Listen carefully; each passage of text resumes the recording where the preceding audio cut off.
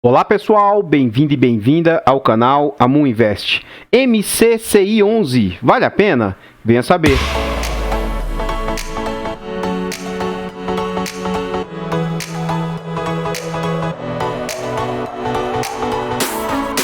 Artlist.io. Então, pessoal, antes da gente saber mais a respeito desse fundo imobiliário, eu gostaria de pedir humildemente, por favor, deixa o like no vídeo, comenta para nós, você conhece esse fundo? Você sabe em que ele investe? Você sabe de qual setor que ele é? Comenta, que seu comentário é muito importante para o canal.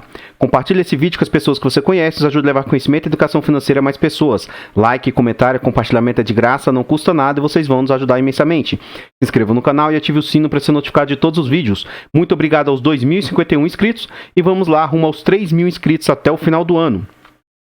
Esse canal agora tem a possibilidade de ter membros. Os membros vão fazer jus a benefícios exclusivos, tais como tem preferência quando pede um vídeo, vai ter, ainda não está tendo, vai ter live específica só para membros, vai ter vários benefícios. E um deles também é participar do grupo do Telegram. Então gostaria de agradecer aos membros, Diego Galaxy, Francisco, Paulo Monteiro, Tandy, o Gabriel Camargo, Juan Magalhães, o Anderson Elbio e o Vilmar. Muito obrigado a todos vocês.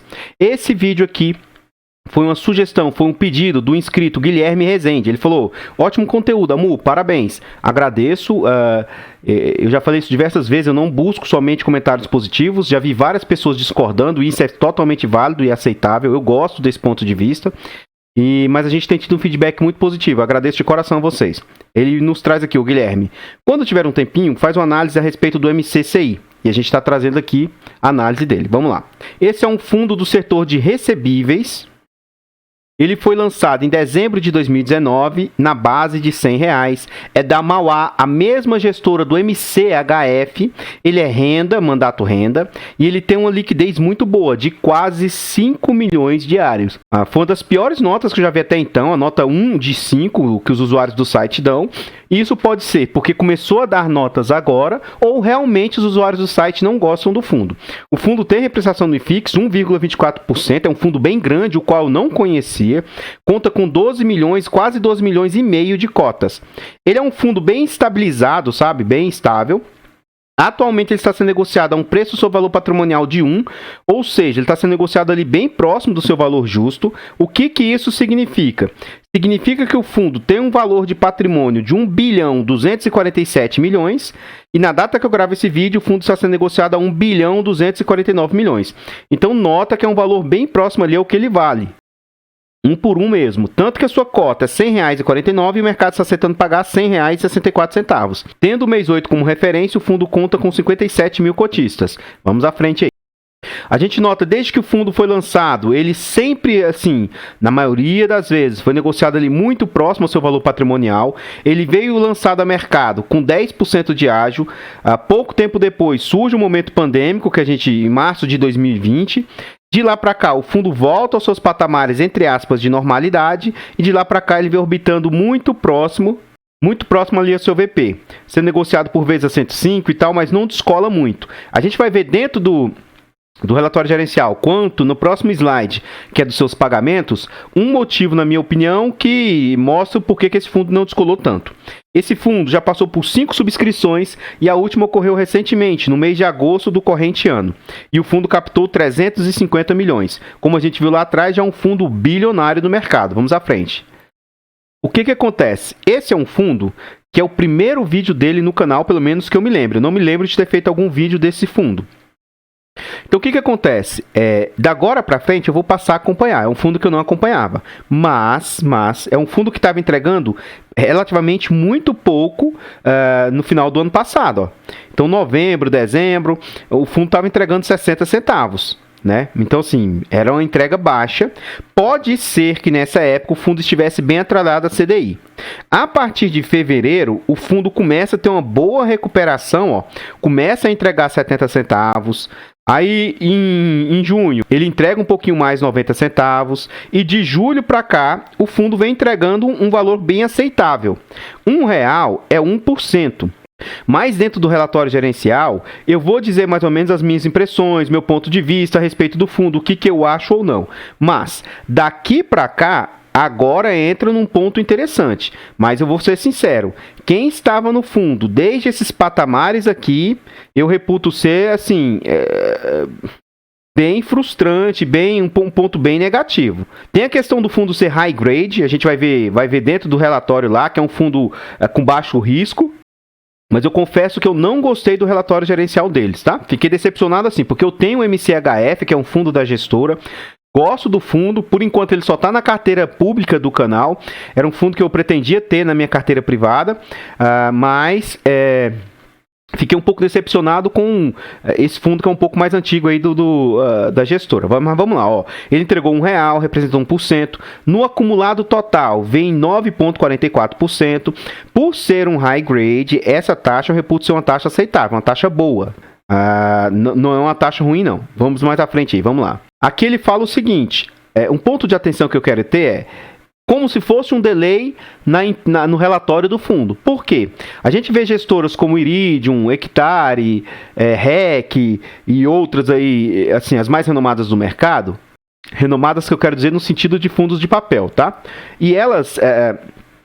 nem sempre o relatório está tão atualizado, mas nessa parte introdutória aqui do comentário do gestor, eles trazem um cenário bem atualizado. Então esse relatório, eu fiz questão de olhar, eu peguei ele do dia 20 de setembro, quando eles soltaram o relatório. Então a gente vai observar que as informações que ele traz é de agosto, e esse relatório foi entregue em 20 de setembro. Então eu vou ler aqui para vocês, ó. Ao longo do mês de agosto, finalizamos a quinta emissão, eles conseguiram captar 100%, ou seja, 350 milhões. Aí um ponto positivo para a gestora, isso aqui tem que dar os parabéns para eles. Dentro do próprio mês de agosto, já utilizando os recursos captados, eles realizaram alocações. Ó. Eles captaram 350 milhões, e aí eles alocaram 122 milhões já rapidamente, né? Ponto positivo. Só que olha a decepção, pelo menos da minha parte. Desses 122 milhões, eles conseguiram alocar 108 milhões em inflação mais quase 8. E aí, olha que decepcionante, pessoal. Apesar de ser um valor pequeno, mas mesmo assim. 14 milhões a CDI mais 1. Isso aqui é quase nada, pessoal. É como se ele tivesse alocado esse dinheiro no Tesouro Direto. Tá? Num Tesouro Selic aí. Sim.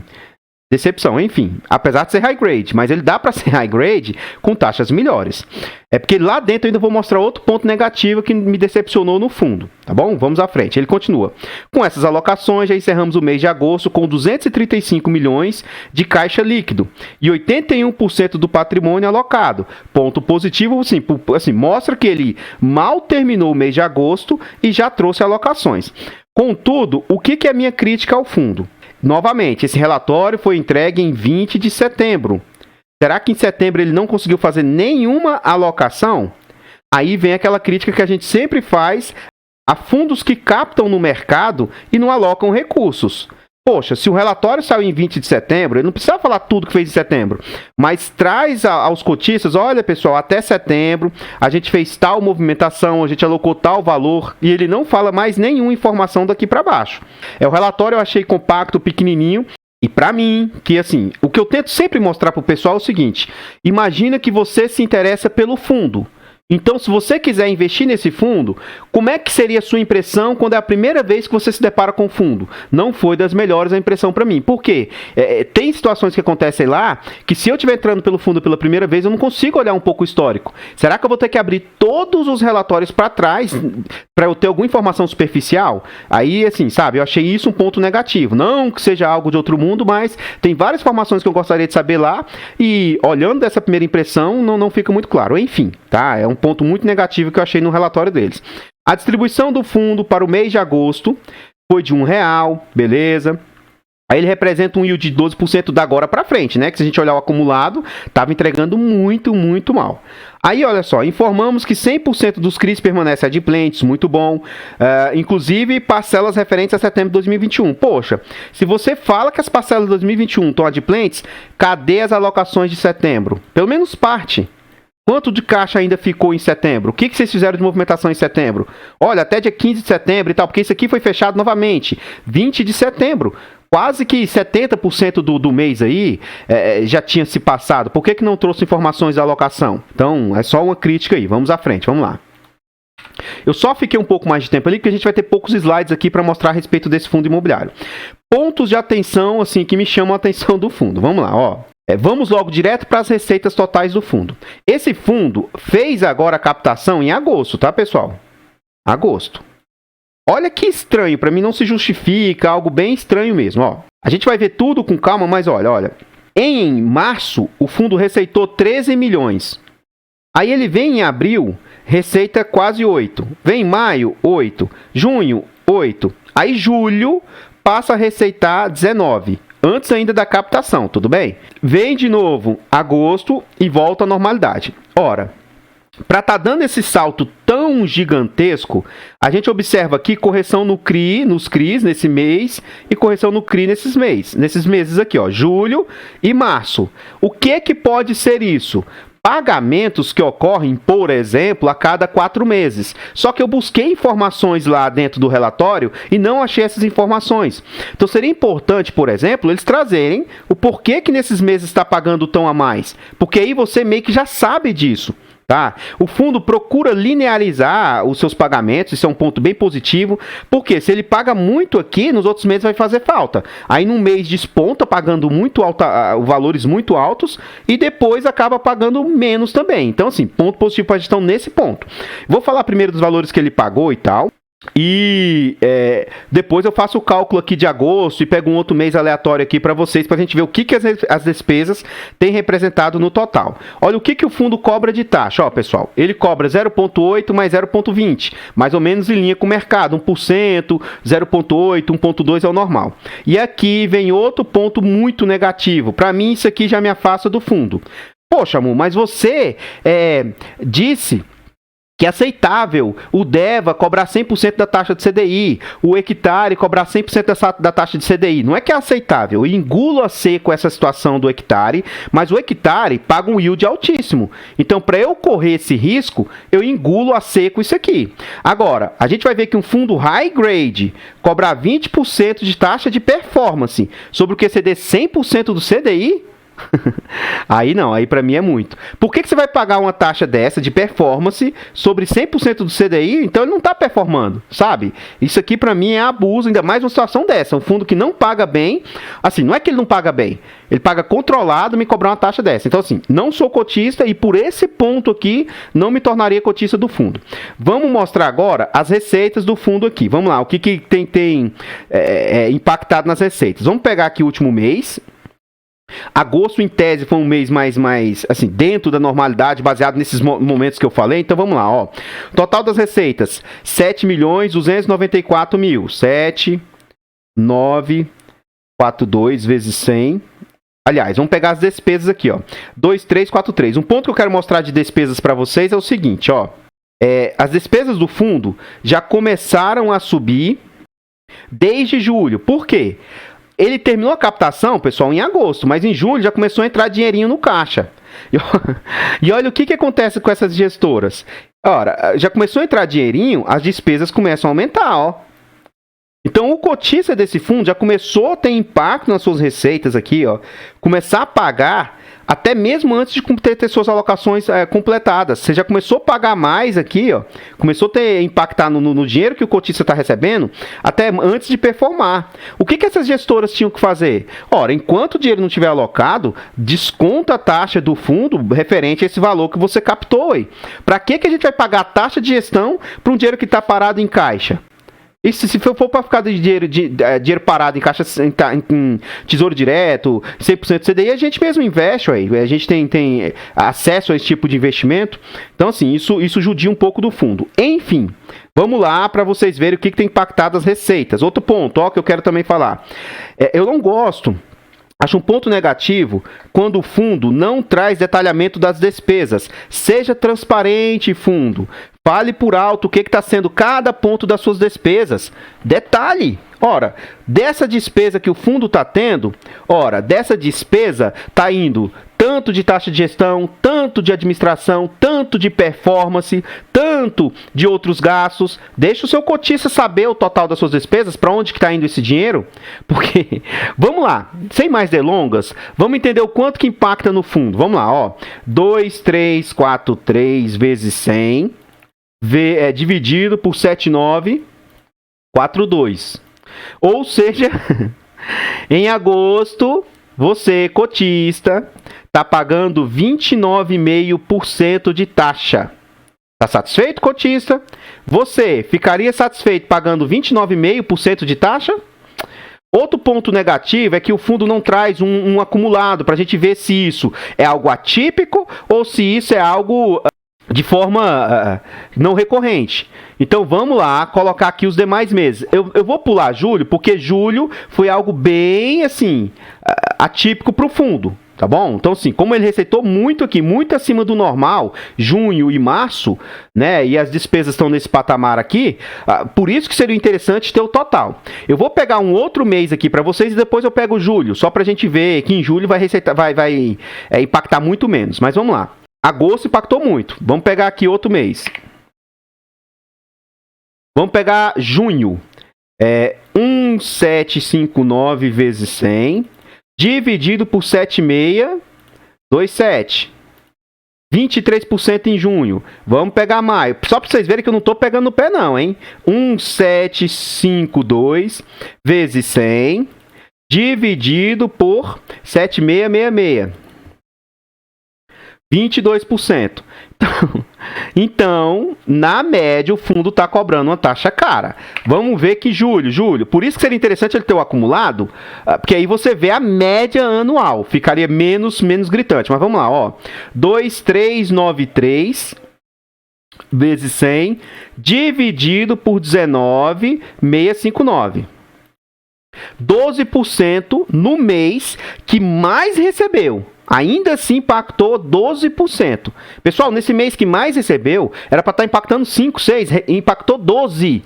Quase perto dos 15%, que eu reputo ser um limite aceitável. Olha o quanto que vai impactar em outro mês atípico aqui, ó, que foi em março. Olha só. 1,808 vezes 100 dividido por 13,356. Pessoal, quase 14% num dos meses que mais receitou. 2 meses atípicos, note que a taxa ainda está altíssima. E aí eu falo, para mim, assim, hoje saiu um vídeo no meu canal, eu estou gravando esse vídeo agora à noite, na noite do dia 14 do 10. Então, nesse dia, saiu um vídeo da ISA-CETEP, que é a antiga Transmissão Paulista. Eu coloquei um critério lá, meu, que eu não invisto em empresas que não têm tag along. E aí veio um inscrito, eu não sei se ele é inscrito, aliás, que foi o primeiro comentário, pelo menos, que eu percebi dele, e comentou assim, que não concordava com o meu ponto de vista. Eu respeito a opinião dele. Ele falou que teve um problema com uma empresa que eu nunca nem ouvi falar na vida, que essa empresa tinha tag along e mesmo assim não protegeu ele e tal. Não, eu entendo e respeito o ponto de vista dele. Contudo, tag along é sim um fator de proteção para o cotista. Mas eu respeito a discordância dele. Então, esse é o meu ponto de vista a respeito, assim, não estou dizendo que isso é certo, tá, pessoal? Então, para mim, 15% é o meu limite para uma taxa que o fundo estiver cobrando. Eu até abro mão dessa taxa para uns 16, 17, talvez até 18%. Se o fundo fizer jus e me entregar muito a mais para eu aceitar pagar essa diferencinha aqui. Mas, assim, essa questão da taxa aqui eu não investiria neste fundo aqui de forma nenhuma. Me afastou totalmente, assim, da mínima possibilidade de eu analisar esse fundo, assim, pra mim. Agora, se você se sente confortável com isso, você acha que isso é algo aceitável, se pra você, dentro do seu perfil, tá bom, sem problemas nenhum, tá bom? Eu fiz questão de parar muito tempo aqui, porque isso pra mim é algo que impacta. Querendo ou não, eu tô fazendo uma análise da minha ótica, da minha visão. E, assim, longe de mim de querer dizer que se eu acho que tag along é um ponto negativo, dizer que isso tem que ser uma imposição. Tanto que no vídeo da Transmissão Paulista eu deixo muito claro que tudo da empresa é excelente, exceto isso. Então jamais eu vou estar impondo que o meu ponto de vista é o verdadeiro, é o correto, só o meu ponto de vista é o correto. Então esse meu ponto de vista é o meu, não estou dizendo que isso sabe? Espero que entendam, não se ofendam, eu não estou aqui para ofender ninguém, tá bom? Trocar conhecimento é o meu maior ponto de vista. Vamos lá, vamos à frente. Eu vou ser um pouco mais rápido agora, que as informações principais que eu queria passar são isso. Então, olha só. Aqui ele fala o total, né? Eu preferiria se viesse em forma de porcentagem, mas ele já falou lá atrás que 80% estão alocados, né? Mas enfim, ó. 900 milhões em CRIs, 112 milhões em FIIs, 236 milhões em caixa. A taxa média da carteira, ó, inflação mais 6,7 e CDI mais 3.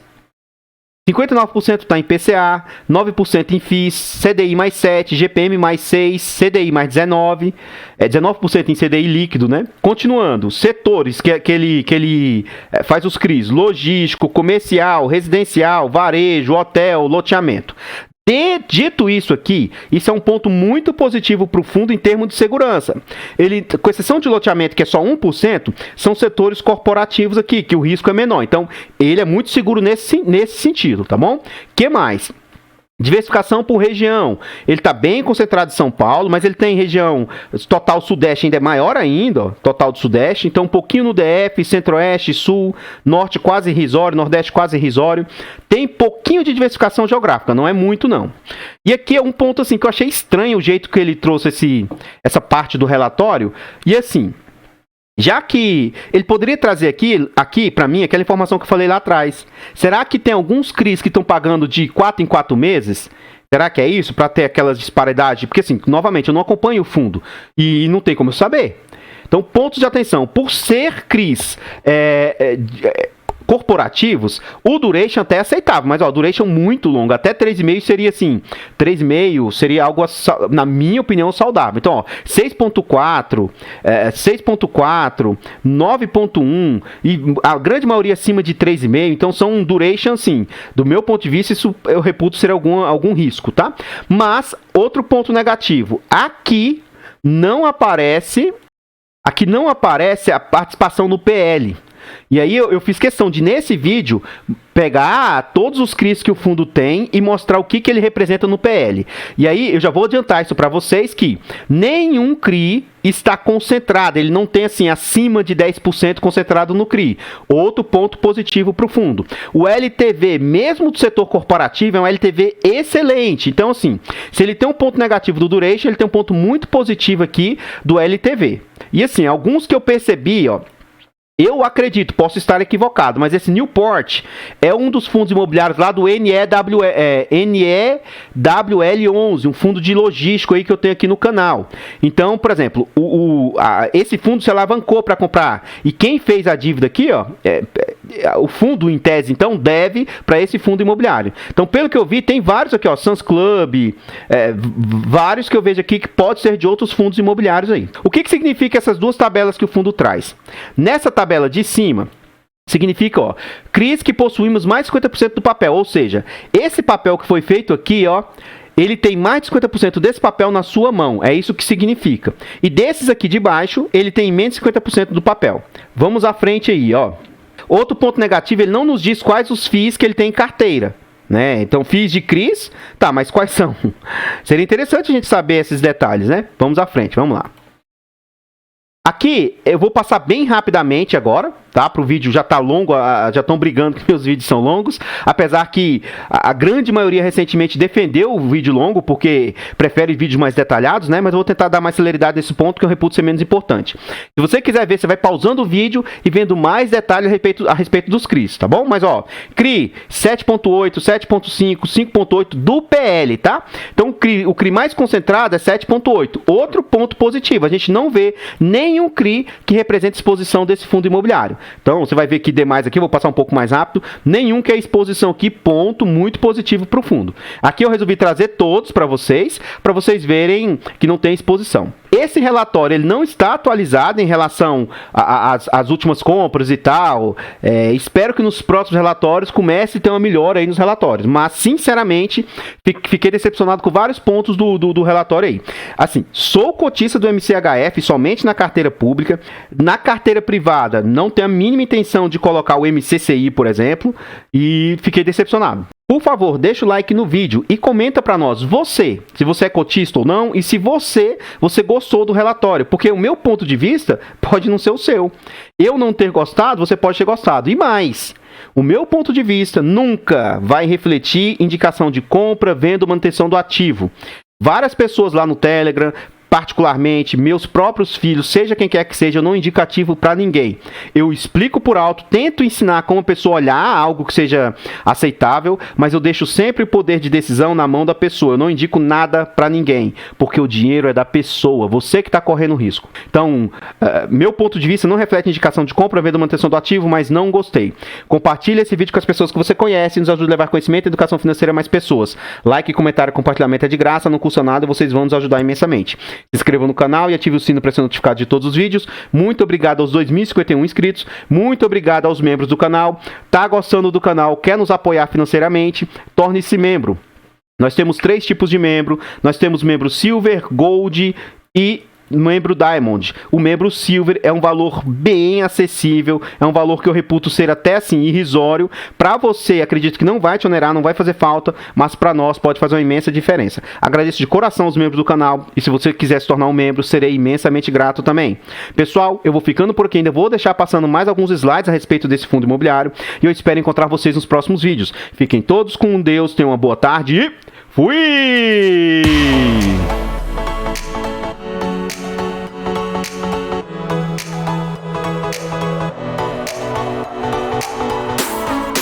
Artlist.io.